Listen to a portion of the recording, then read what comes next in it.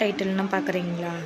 வெளிநாட்டில் வேலைக்கு போய் ஒரு பர்சனோட நிலமை இன்றைக்கி எப்படி இருக்குது அப்படின்றத பற்றி சொல்கிறதுக்காக தான் இந்த வீடியோ நான் போட்டிருக்கேன்.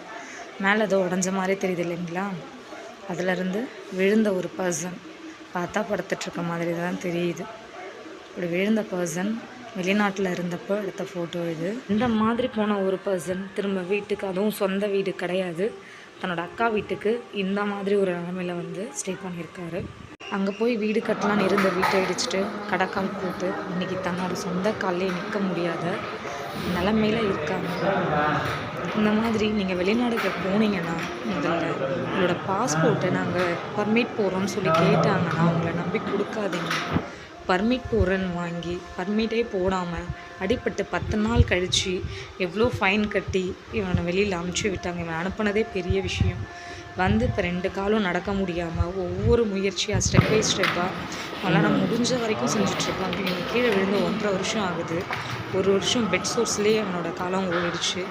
இப்போ ஒரு 6 மாதமாக தெரப்பி ட்ரீட்மெண்ட்லாம் எடுத்துகிட்ருக்கோம்.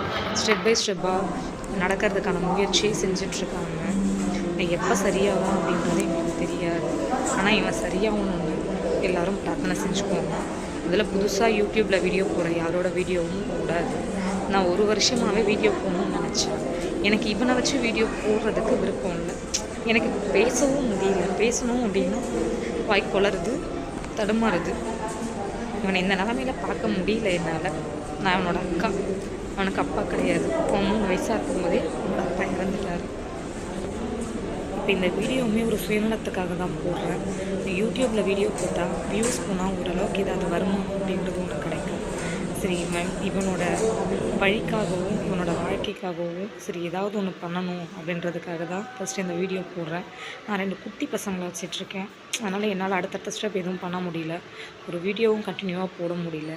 இவனோட வீடியோ போடுறதுக்கும் எனக்கு விருப்பம் இல்லாததுனால தான் இவ்வளோ நாள் நான் வீடியோ போடல. இவன் நல்லபடியாக நடந்து வரணும். நடப்பான்னு சொல்கிறாங்க. நரம்பு நசுங்கி இருக்குது, அதனால தான் நடக்க முடியல அப்படின்னு சொல்லியும் சொல்கிறாங்க. இடுப்பெலும்பு உடஞ்சி ஆப்ரேஷன் பண்ணியிருக்கு.